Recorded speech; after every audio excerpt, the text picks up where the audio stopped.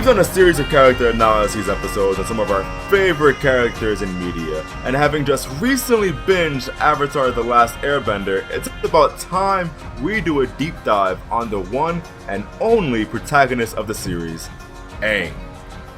Welcome to the Panic Bros channel. My name is Josue. I'm joined by my best friend in the world, Simon. It's your boy. Wow. And we're going to break down the character of Aang. What makes him tick, and what makes him work, what makes him the way he is, right? If you want more character analysis episodes on some of your favorite Aang, favorite Aang characters, Just continue from favorite.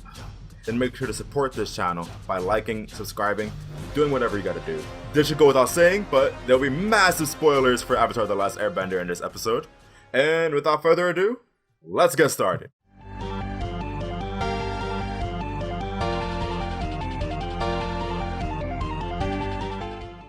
Aang is not in top 3 of my favorite Avatar characters. And I don't think he's a bad character, but I think he's just not as great as the other characters.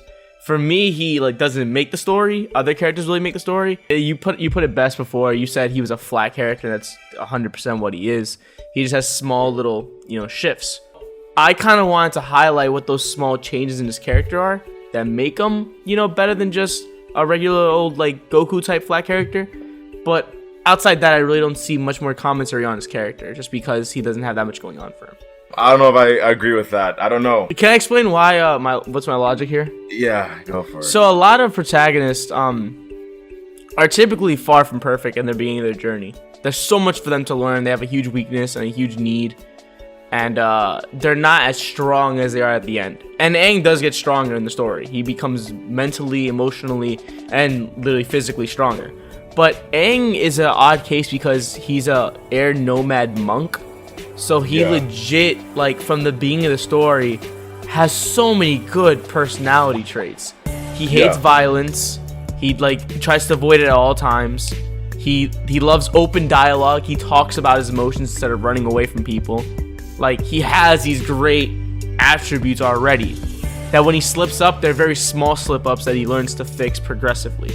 It's not like somebody like a Zuko or a Sokka, who are innately from the beginning have a lot of problems that they have to really work on throughout the story, I get that 100%. I wrote down earlier today a ton of notes on Aang. I was in my bag. I'm not gonna lie to you. I was in my bag talking and just thinking about different aspects of Aang's character, because I get you. He is a character unlike the others where you see drastic development. I mean, Zuko's on a different level, but you also see it in Azula, where while Zuko is a perfect example of the positive character change as described by K.M. Weiland. I don't know how to pronounce her last name, but I hope that's how you pronounce it. I'm sorry. In her book, Creating Character Arcs, Zuko's a perfect example of a positive character change, while you have Azula on the other side. Perfect example of a negative character change. 100% perfect. But then what's the third path a character can go on in any story? A flat character change. Or a flat, it's not even a change actually. It's just a flat character arc, where a character just doesn't experience any change. You mentioned Aang goes through small changes, sure, but at the end of season 3 of book 3, Aang is essentially still the same guy as he was when he came out of that ice in episode 1, book 1. Same character, same guy, no changes at all. And it goes back to his his whole moral system, to his belief system that he had when he was a air nomad, over a century ago, prior to the events of the show. He was an air nomad, and mind you, by the way, remember, he was taken away from his parents. When how old was he? I don't even know. He was taken away from his parents. He was a whole orphan. Yeah. All right. He was a but whole at the same orphan. time, he did develop somewhat of a family with the nomads. So he did, and that was. And I need to get into that because I don't think people really understand just how much that might have and did impact Aang's character. He was taken away from his parents. Therefore, he has no primary caregiver, really. It's just the air nomads as a whole kingdom. did have yes, Gyatso. Yeah, okay. He had Gyatso. You didn't even let me finish. I know. Yes, I know. I know what you're gonna say. But he did have him. You can't say that wasn't kind of close to a caretaker, you know? Simon, you know me by now. I'm going somewhere with this. Okay. Let me get there. Yeah, he's Super Saiyan Blue. I understand what you're trying to get at. He has a death note on him. He's debating using it on Ozai. So, anyways, my guy, Aang, airbending master at the age of 12. I mean, that's not really part of his character development. It's just him as being a boss. It's a flex. I just gotta mention that. That's a flex. So it's clear that Aang didn't have his ordinary primary caregivers, which were it was supposed to be his parents. It was Gyatso. Gyatso was his father figure, was the person raising Aang throughout his time with the air nomads. And I need to... You're going to think I'm going OD with this one, but I have to. I looked at the National Child Traumatic Stress Network's website to get more information. You were deep in your bag on Aang. Jesus. I told you I was. The National Child Traumatic Stress Network describes this for how important a caregiver is to a child. The importance of a child's close relationship with a caregiver cannot be overestimated. Children who have experienced complex trauma often have difficulty identifying, expressing, and managing emotions, and may have limited language for feeling states. Their emotional responses may be unpredictable or explosive.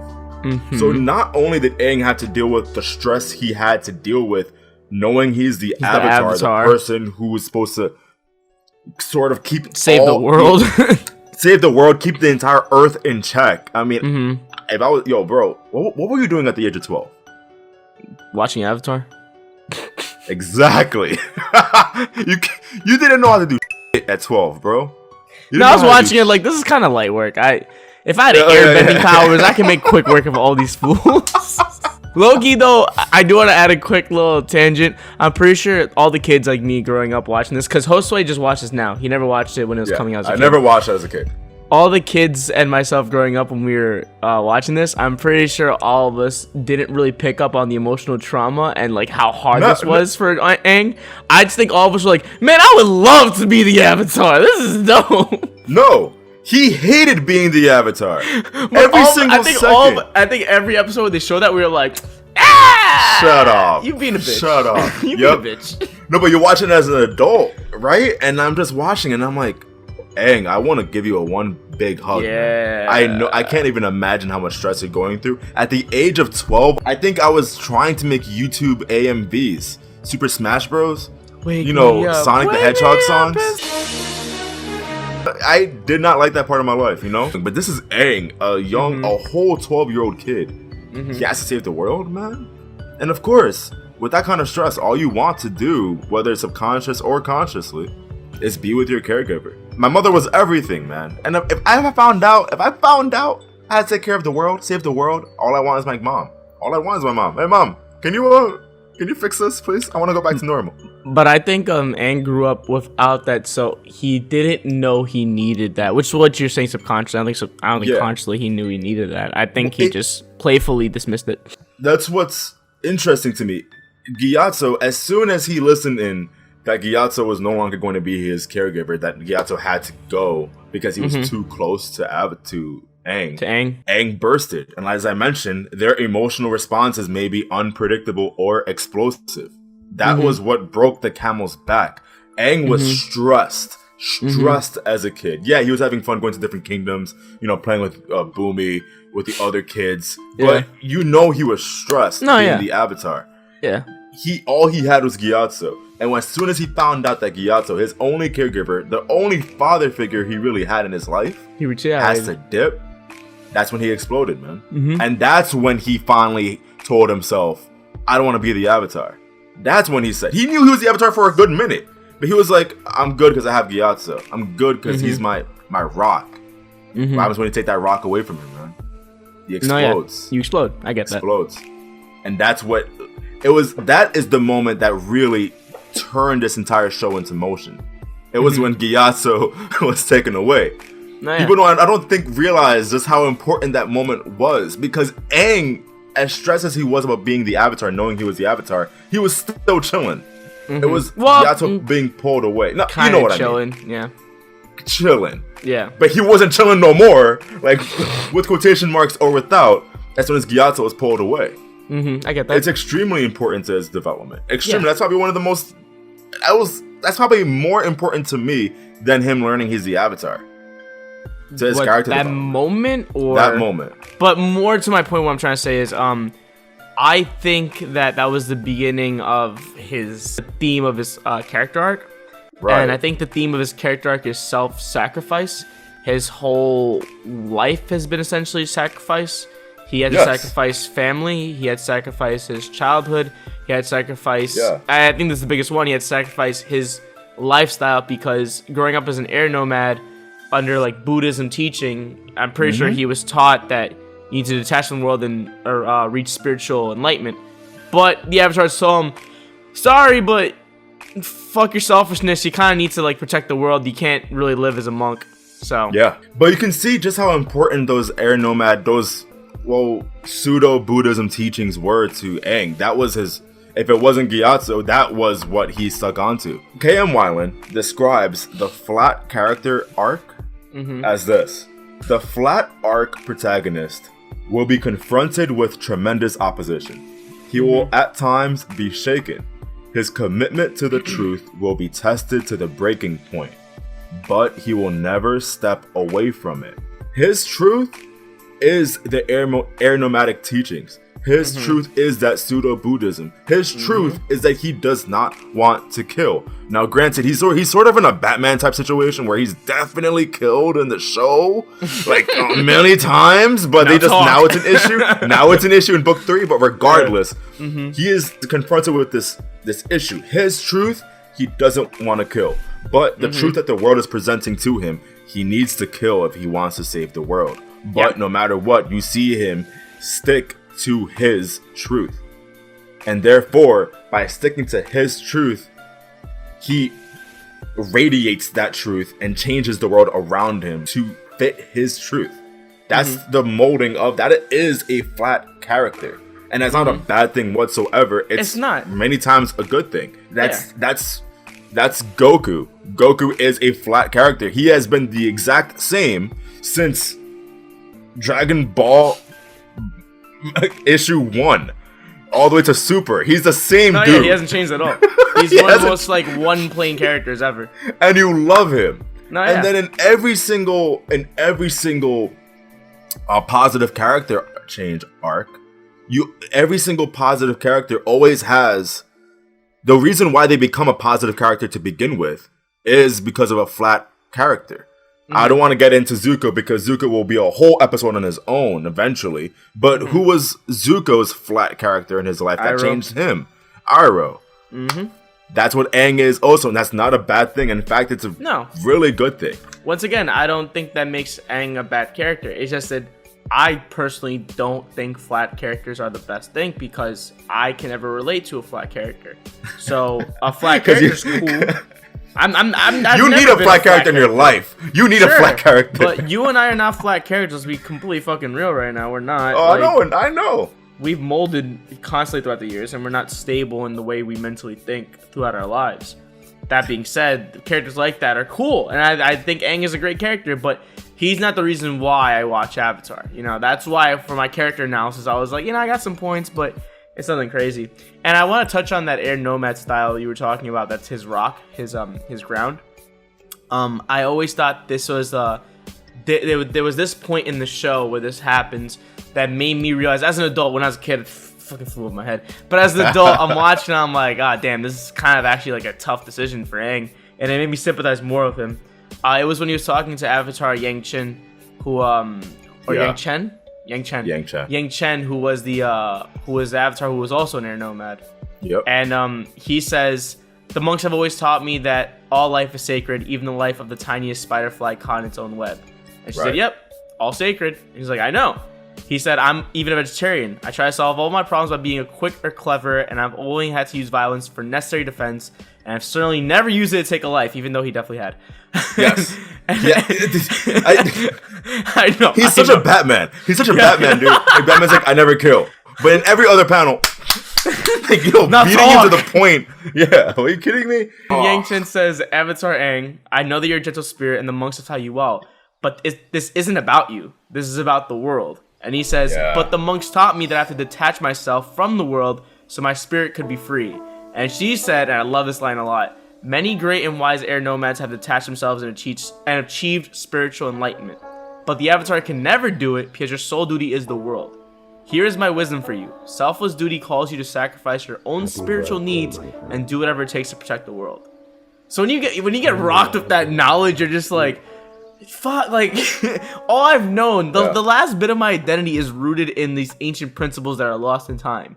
And now I'm being told I cannot 100% follow these principles because this duty that I'm obliged to follow, that I personally never asked for. Yeah. So at that point, you're like, damn, I really feel bad for Aang, but it's like something he's commenting from beginning to end. It's his rock that he has to question towards the end. There's a comparison that I really want to make. It fits along with that idea, and it fits with Aang as a whole. And you can see just how negative his life could have been if just anything could have changed. Aang, we see Aang wrestle with negative thoughts throughout the show. Mm-hmm. It's not unknown. He's definitely flirted with, I'm sorry to say this, the dark side a bit. You can see him flirt with the dark side. He's testing with fire, and he accidentally burned Katara. Mm-hmm. And that was him going through a whole... When Appa got kidnapped, what did he do, bro? He was ready to kill. He lost his shit. Yo, he was going to kill. He was gonna fuck someone up. Like, don't you dare touch Appa. I don't know why I thought of this, but I just did, and I'm like, wow, there's a lot of comparisons I can sort of make between these two. But I thought of Anakin Skywalker, one of the main characters. I really want to know where the I thought of Anakin Skywalker of Star Wars, right? Anakin Skywalker is in Star Wars the Chosen One. It's very similar to Aang. At a very young age, Anakin was told that he is the Chosen One, the one who was meant to bring balance to the Force. To the Force, yeah. Aang, at a very young age, he is told to bring balance between the four nations. Very stressful, huh? Yeah. Very stressful information to deal with at a very young age. I think Anakin was actually younger than Aang when he found out. But besides the point, I think you need to understand how important those air nomadic teachings were to Aang, because without that rock in his life, he could have slipped just as bad as Anakin. Because Anakin had nothing. He was a slave boy in a desert world with no one to teach him anything until it was too late. That's why I like Anakin more than Aang, because Aang, it's cool he has a rock and it keeps him solidified and it keeps him, that good character. But I love characters like Anakin where it's like, he's more human. Like, if I was Anakin, dog, like, I'd probably go down the same fucking route. You see, that's what flat arc characters sort of get a lot of flack for, where they get like, people are just like, they're not interesting. And they are, but it's just that people really relate to the negative character arc or the positive character arc more, because that sort of fits with their life more. I want to make that change. I want to see that change in my life. Yeah, how often do you really see somebody that is just perfect? They're typically boring. They're typically, which is not anything wrong with that, but they're typically boring because there's no excitement in it. It's just like, oh, you get up at 5 a.m., meditate, journal, go for a run, donate charity, fucking, like, you're just this perfect human being. So Anakin, at a very young age, just like Aang, lost connection to his parents, was taken away from his parents, then was given a father figure in his life. Aang had Gyatso, Anakin had Qui-Gon Jinn, right? Okay. Padme was 100% Katara. Yeah, 100%. Except Aang didn't kill Katara. You see these similarities. It's just that in their early stage, but then they both diverge. But when you see Anakin lose his mother, what does he do? He kills the Sand People, right? The Tusken Raiders. When Aang lost Appa, he 100% was about could to have fallen down that he was about to commit murder. Yeah, and Anakin didn't have someone there right in that moment to be like, Anakin, Stop it. What are you doing? Stop. No, Anakin had no one, and he went on a killing spree. Yeah. Aang, if he didn't have Katara in that moment, he was gonna murder. 100% murder. Easily. And if Aang didn't get Appa back in his life, he would 100%. I truly believe he would 100% have fallen down a path where he would have been okay with killing Ozai. It's just weird. I sort of believe that. I still think he's too flat and deep into his teachings that he'd be like, I still can't kill. Still can't. But when Appa was gone, all those ideas were really shaken, but dude. You remember how those every ideas were. But you remember every time, like book 1 and 2, not book 3, but book 1 and 2, whenever he did Avatar State, he wasn't him. Like he wasn't himself. When he came back from Avatar State, it's like he was rooted back again. So I think for that moment, he would have killed. But I think if he lost Appa and came back, I still think he would have been like. But I can only think of 2 moments in the entire show where Aang wasn't the happy, cheery guy that he usually is. It was obviously in book 3 when he kept on debating what to do with Ozai. But in book 2 when he did not have Appa, he was a completely different character. In those episodes, a part of me still thinks his mental fortitude is too strong. I don't know that mental fortitude in those episodes, man. He was shaken, bro. And I'm just trying to say that maybe not in that moment, but if he just kept on going down that path, it would have gotten bad. It would have gotten bad. I can see that. Appa came back in his life, and he was like, "All right, back to normal. We're good again." Never mind that, folks. Don't forget that part of my life. Forget that part of my life. I'm good. Forget that part of my life. It never happened. It never happened. I truly believe that if Appa was gone from his life completely, Aang would have went down a dangerous path. But Aang always just had a solid foundation of people, friends, not family, just friends, just always around him. Not Anakin. And therefore, Anakin went down the negative character change arc. Yep. But Aang just stayed flat because he just always had that solid foundation, and it's I apologize for always mentioning that foundation, these people, but honestly, Aang is shaped by these people. He is who he is because of the teachings. Yeah, of course. Yeah. But definitely Aang, he wouldn't stay a flat character if his friends just they just stayed who they are and they always supported and got his back. It's just like Goku. Every time Goku's chilling every single day. As soon as Krillin gets killed, hold on. Not the same.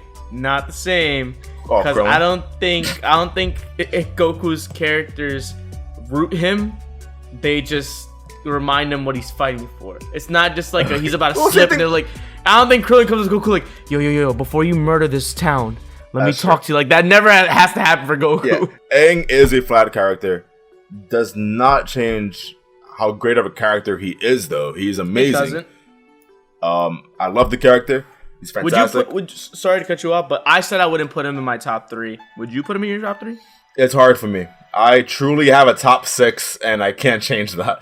That's fine. Yeah, I can't change it, man. It's like it's just these characters. There's no show very well thought characters. Yeah, there's no show that I've watched where they've handled this many characters so well to where I've never been like every character has had an annoying moment, but it only adds to their realism. It only adds to their humanity. They're not perfect. None of them are. You know what I mean? So seeing these characters be how they are only made me love them more, and as opposed to other shows where sometimes their slip-ups are like, hey, man, stop that. You just went down to my bottom 5. Stop, man. No, I love these characters. And Aang, I always have an affinity towards the main character of any show, book, movie I watch. If I don't like your main character, I don't like the movie. That's how it usually is for me. So Aang, listen, I know he's not the most interesting character of the show, and I agree with you on that. I don't think he's the most interesting character. I think that award does go to Zuko, but yeah, we'll get to that eventually. That video's gonna be tough. Yeah, there's so many things to talk about in that one. Aang for this one is just, I don't want to say he's perfect. He's not perfect, but he is the kind of character that his morals, his view of the world is just so strong, so positive that it will shape the world around him to be better, be more positive. Yeah, and that's a beautiful thing to see in a character. He's not a bad character. He's honestly something you can look up to. Like, oh, I wish I was like that, and that's nothing wrong with that. Yeah, I can't say the same thing for some characters in this show. As much as you I don't love look up to Azula. I don't know. Sometimes. You get it. Stay tuned, guys. We're gonna try to get through as many Avatar characters as we can.